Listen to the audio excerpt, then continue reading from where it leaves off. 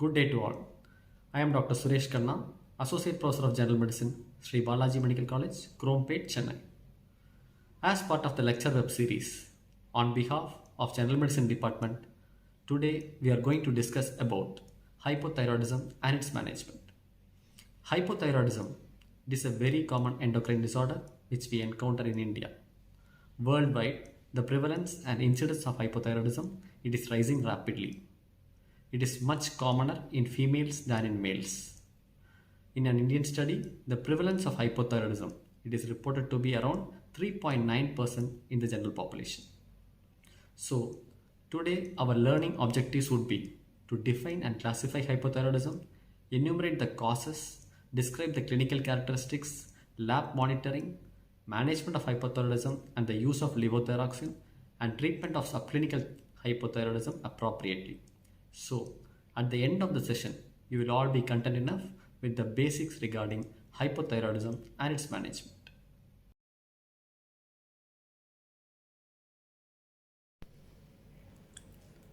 So, to start with, let's have an overview on the topics which we are going to discuss today on hypothyroidism. The topics are definition and causes of hypothyroidism, clinical manifestations, lab testing, subclinical hypothyroidism, and treatment with levothyroxine, and special situations in hypothyroidism.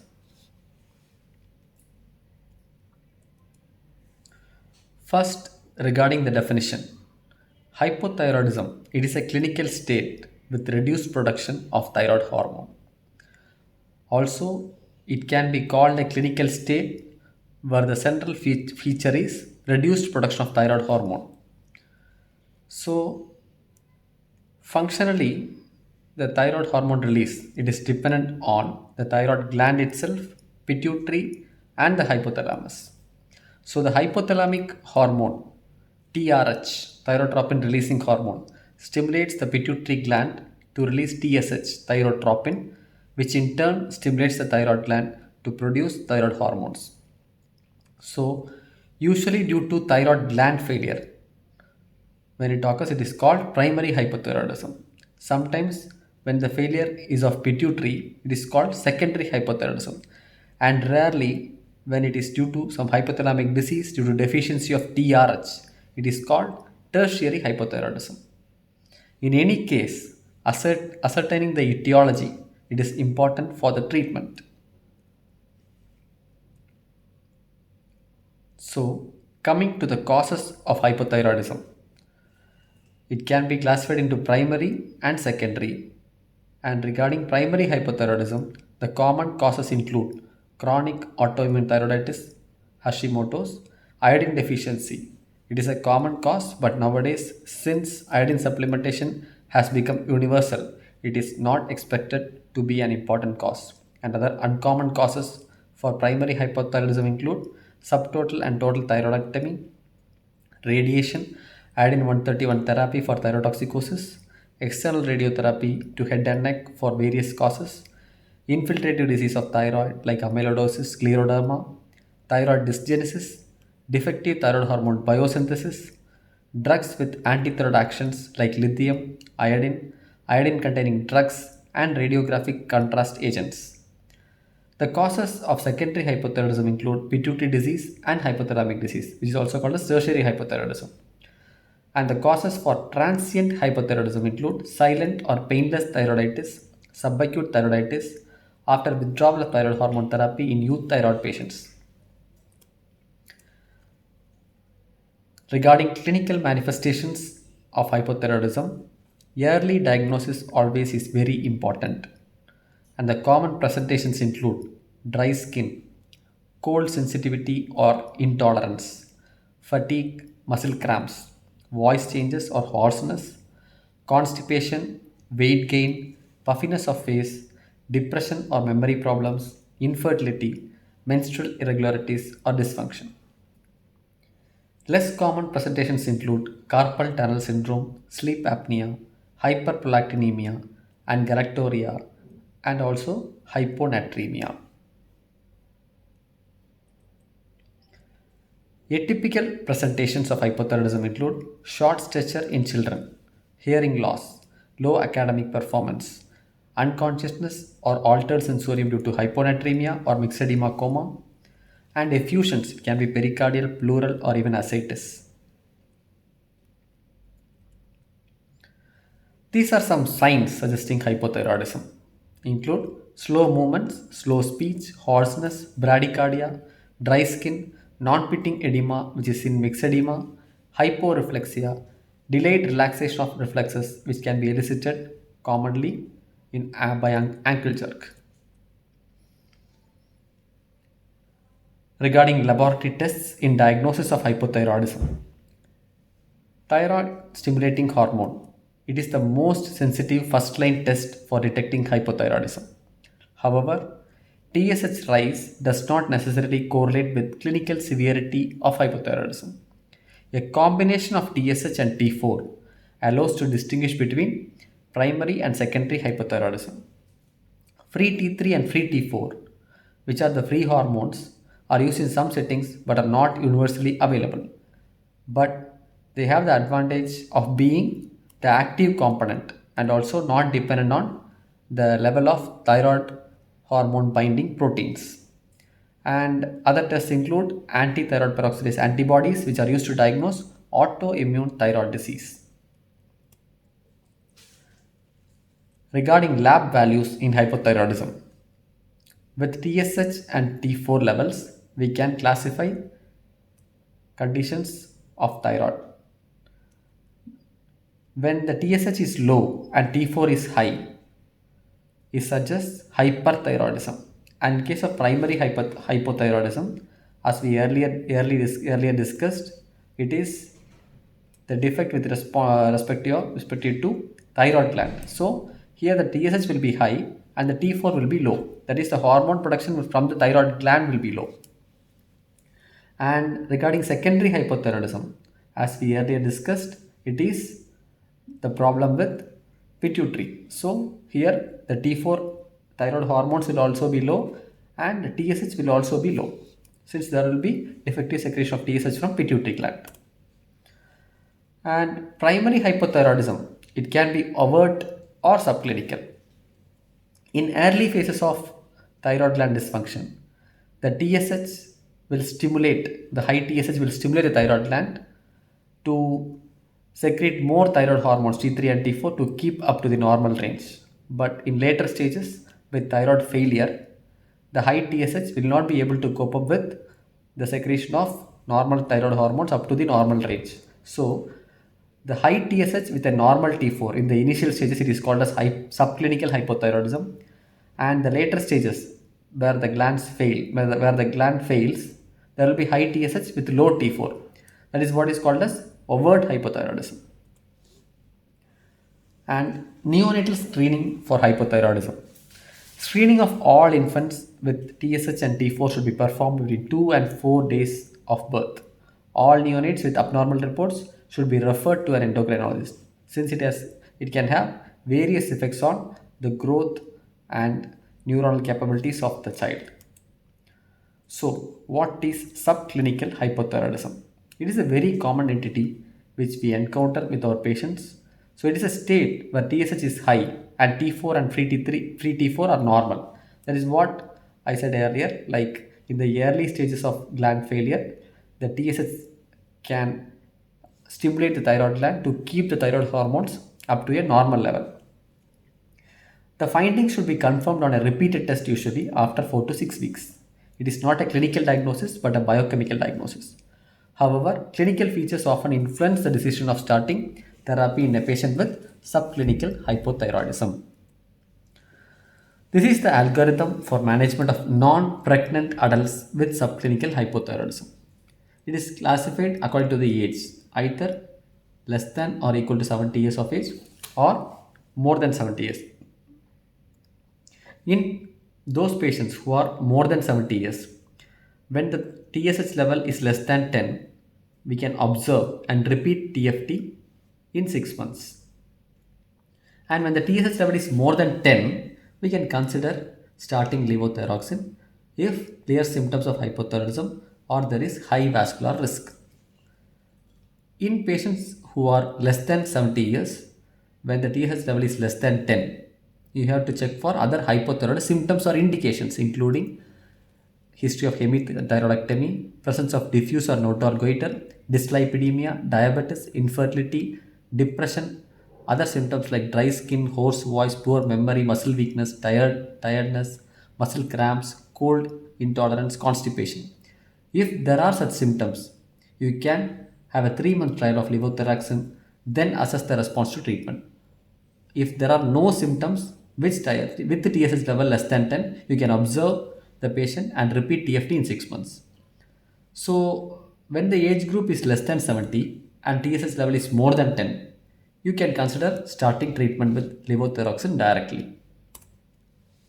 So, treatment of subclinical hypothyroidism.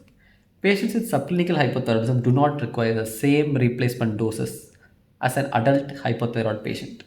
Usually, a dose of 25 to 75 microgram daily are sufficient for achieving youth thyroid levels. Anti-thyroid peroxidase antibodies may predict percent permanence of hypothyroidism in subclinical hypothyroidism. But this need not be a routine test. It is like TPO antibodies, if present, will approximately double the risk of progression to overt hypothyroidism from subclinical. Regarding treatment of hypothyroidism, the treatment is with levothyroxine. In overt hypothyroidism, in otherwise healthy persons, the starting dose is about 1.6 microgram per kilogram per day. Older people and those with heart disease, as well as severely hypothyroid persons, require a lower starting dose. There is hardly any role for once a week preparation of levothyroxine, which is not available in India. Monitoring of primary hypothyroidism. A steady state level of T4 and TSH are achieved usually in 6 weeks, and thyroxine adjustment of 12.5 to 25 microgram per day at each visit can be done. Rechecking in 4 to 6 weeks until target is reached, thereafter 4 to 6 months, and followed by yearly to assure stability. Changes in thyroxine requirement may occur with progression of thyroid failure, aging, weight loss, and pregnancy. Here, higher doses may be required in thyroid failure and pregnancy, and lower doses in case of aging and weight loss. Regarding the goals of treatment in hypothyroidism, the goal in non-pregnant adults is to keep the TSH within reference ranges. In certain situations like pregnancy, the goal may be to keep the TSH around or below 2.5. The explanation for normal T3 and T4 and very high TSH despite therapy. The common causes include the non-compliance, but the patient may have taken the medicine on the day of testing or in the past 1 or 2 days, and interference with absorption due to various reasons like iron or calcium supplements, and also the loss of potency of the drugs. These are some conditions or drugs which can interfere with levothyroxine absorption, include proton pump inhibitors, calcium carbonate, ferrous sulfate, sucralfate and aluminum containing antacids, bile acid sequestrants, phosphate binders, celiac disease, IBD, lactose intolerance, H. pylori infections, and atrophic gastritis. Regarding recognition of secondary hypothyroidism. Here, the secondary hypothyroidism should be suspected when there is no appropriate increased TSH for low T4. These patients do not have much weight gain, the skin will be pale and cool and with no goiter. A common clinical manifestation is hyponatremia, similar to syndrome of inappropriate secretion of ADH, CR. Underlying pituitary tumor or other pituitary hormone deficiencies may be present along with. Treatment of secondary hypothyroidism. First, you should exclude pituitary deficiency and other pituitary disorders prior to treatment. If detected, adrenal insufficiency must be corrected with appropriate steroids prior to treatment with levothyroxine. Follow up of secondary hypothyroidism should be done with both T4 and TSH for obvious reasons. All patients with secondary hypothyroidism should ideally be referred to endocrinologists. These are our special situations, managing hypothyroidism in special situations, which include dyslipidemia, electrolyte imbalance, hypothyroidism in elderly, hypothyroidism in women including pregnancy, hypothyroidism and cardiovascular risk, and myxedema coma. Dyslipidemia in hypothyroidism. Hypothyroidism increases cholesterol production slightly but reduces cholesterol clearance significantly, which is the cause of dyslipidemia. TSH should be measured in cases of unexplained dyslipidemia. Dyslipidemia in patients with overt hypothyroidism should not be treated unless TSH levels are stabilized. Contribution of subclinical hypothyroidism to dyslipidemia is marginal. While hypothyroidism can cause dyslipidemia, such dyslipidemia can be readily corrected by appropriate levothyroxine replacement. So, regarding cardiovascular risk, levothyroxine reduces the CV risk by reducing LDL and total cholesterol in subclinical hypothyroidism. Other lipid parameters like triglyceride, HDL, apoprotein A, B, lipoprotein homocysteines do not change. And this is a study which compared levothyroxine and placebo for a duration of 6 months, where it shows levothyroxine reduces cardiovascular risk by reducing LDL and total cholesterol level in subclinical hypothyroidism. Regarding statin-induced myopathy and hypothyroidism, both statin therapy and hypothyroidism may cause myopathy. Hence, it is important to start levothyroxine, which causes remission of hypothyroid myopathy.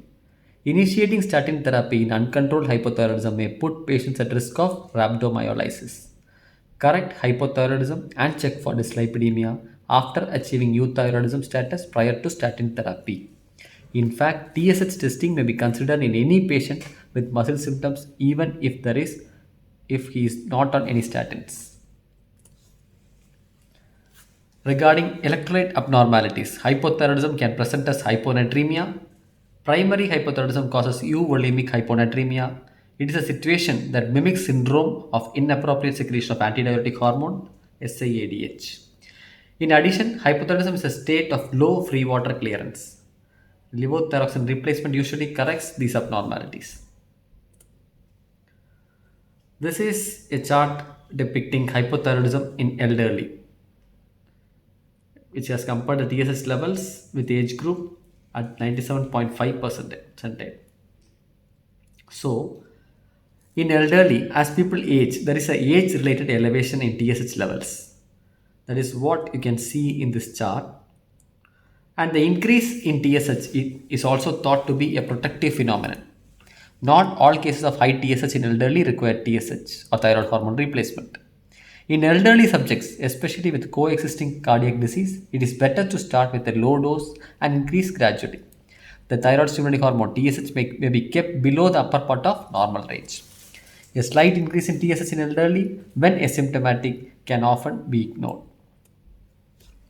And the most important aspect, hypothyroidism in women. There are three important time periods to consider in women. It is the pre-pregnancy period, pregnancy period, and the postpartum state. Pre-pregnancy hypothyroidism. Hypothyroidism, it is a major cause of subfertility in pre-pregnancy period. The mechanisms of subfertility include ovulatory dysfunction, hyperprolactinemia due to increased TRH production, altered GnRH pulsatile secretion leading to a delay in LH response, inadequate corpus luteum. And the correction of hypothyroidism here often improves fertility. Patients with hypothyroidism who are taking treatment for infertility should have TSH optimized before starting the definitive treatment. This is regarding the physiological changes in thyroid axis during pregnancy. Usually, there is an estrogen mediated increase in circulating levels of thyroid binding globulins. or thyroid hormone binding proteins, along with HCG stimulation of TSH receptors. So, there will be an increase in total serum T4 and total T3, but no or minimal change in free T3 or T4, because there will be an elevation of thyroid hormone binding proteins, and the bound portion of thyroid hormone, that is the total T4 and total T3, will be increased, but there will be no change in free T3 or free T4. Serum TSH concentrations are appropriately reduced. So, effects of pregnancy on thyroid function. A low TSH in first half of pregnancy is normal, as we earlier discussed, and since it is because of HCG takes over the work of TSH as the structures are similar. A high total T4 is because of estrogen-induced increase of thyroxine binding globulin (TBG), increasing the half-life of TBG. When there is more TBG with longer half-life of TBG means the bound T4, and therefore the total T4 is high, but the free T4 is normal. Is free versus total T4 in pregnancy. Total T4 measurements are superior to free T4 measurements by immunoassay in sera of pregnant women because of the reasons as earlier discussed. Free T4 can be falsely low in pregnancy. The reference values take into account the 50% increase of TBG in pregnancy. So the pregnant value of free T4 and non-pregnant value are almost the same, but the total T4 in pregnancy, the normal value is considered as 7.5 to 18 microgram per deciliter, where in non-pregnancy it is only 5 to 12 microgram per deciliter. This is regarding the normal TSH levels in pregnancy. In the first trimester, the lower limit is considered to be 0.1 up to upper limit of 2.5. Second trimester, 0.2 to 3. Third trimester, 0.3 up to 3. Next, about the effects of hypothyroidism on pregnancy. There is a firm association between hypothyroidism and adverse risk to the mother as well as fetus. Increased rate of overall pregnancy complications, impaired fetal neurocognitive development, premature weight, low birth weight, miscarriage, gestational hypertension are some of the complications which can be encountered when there is hypothyroidism pregnancy. Treatment in pregnancy. The dose of levothyroxine in pregnancy depends on whether hypothyroidism is subclinical or overt. In subclinical, the starting dose of levothyroxine is 50 microgram per day, while in overt, the starting dose is 125 to 150 microgram per day.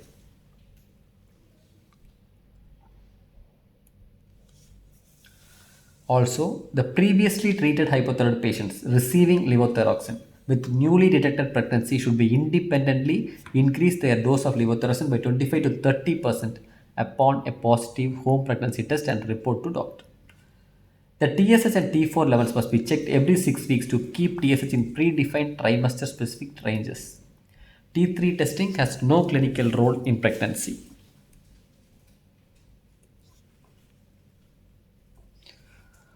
And regarding the postpartum thyroiditis part, pregnancy, it is an immune suppressed state and autoimmune diseases are often precipitated after pregnancy. Initial autoimmune destructive thyroiditis may lead to transient thyrotoxicosis which often goes undiagnosed. Patients usually present with hypothyroid phase that follows destructive thyroiditis phase. Can present with classical hypothyroid symptoms 2 to 3 months after delivery or also with symptoms like depression. Anti-TPO antibody titers are usually higher, suggesting an autoimmune etiology. This is an algorithm for the treatment and monitoring of postpartum thyroiditis with hypothyroidism.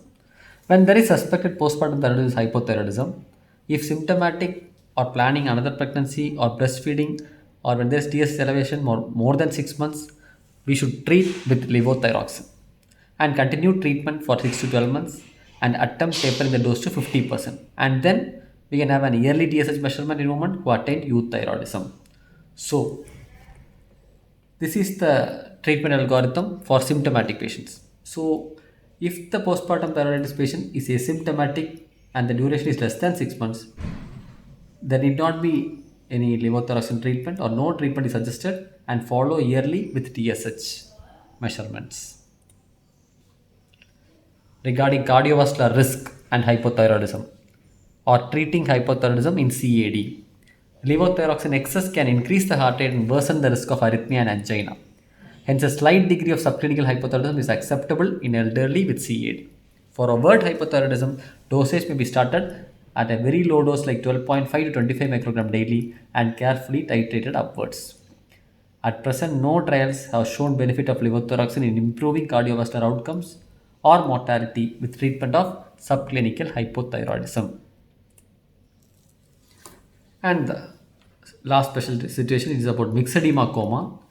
It is an uncommon and life-threatening form of severe hypothyroidism with severe systemic decompensation. Usually occurs in elderly women, often occurs in hypothyroid subjects stopping levothyroxine on their own. All patients may not present with coma but with altered sensorium or stupor. These are the precipitants of myxedema, which include hypothermia, infections, cerebrovascular accidents, congestive heart failure, drugs like anesthetics, psychotropics, amiodarone, GA bleeding, and metabolic precipitants like hypoglycemia, hyponatremia, and hypoxemia. Clinical picture of myxedema coma includes bradycardia, hypotension, hypothermia, hypoventilation, stupor or coma, hypoglycemia, hyponatremia, and water intoxication. Thyroxine replacement in myxedema coma. IV thyroxine 300 microgram per square meter is the choice of therapy, but IV thyroxine may not be commonly available. So thyroxine may be given 400 to 500 microgram by nasogastric tube orally, then 200 microgram per day. IV T4 and T3 preparation is not commonly available in India, and an Indian study, the outcome was not influenced by etiology or route of administration of thyroxine. Regarding supportive therapy in myxedema coma, maintain hemodynamic, electrolyte and metabolic balance, assisted ventilation and controlled oxygen when needed, IV hydrocortisone 5 to 10 mg per hour or 50 microgram per 8 hours. Heat loss can be prevented with blankets. Treat coexisting diseases such as infections. If therapy is not instituted within 24 hours, mortality rate may go up to 80%. Regarding the controversies in the treatment of hypothyroidism, currently there are no indications to recommend T3 therapy, either as monotherapy or in combination with levothyroxine. Once weekly thyroxine is not recommended except in non-compliant patients and the mentally challenged. Thyroid hormone extract and tyrosine supplement are not recommended for treating hypothyroidism. So, our take home messages today. Hypothyroidism can be primary or secondary. Primary hypothyroidism with high TSH may be subclinical with normal T4 or overt with low T4. Treatment of subclinical hypothyroidism should be individualized based on the clinical condition. Treatment of overt hypothyroidism is with levothyroxine T4, LT4. Special situations need careful assessment and management of the condition.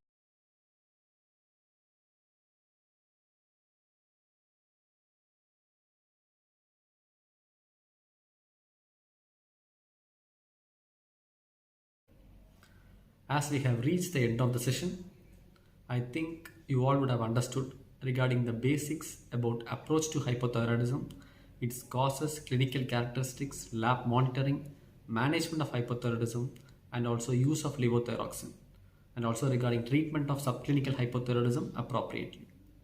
So let me conclude the session with a quote by Sir William Osler. It goes as, to study the phenomena of a disease without books is to sail an uncharted sea, while to study books without patience is not to go to sea at all. Thank you.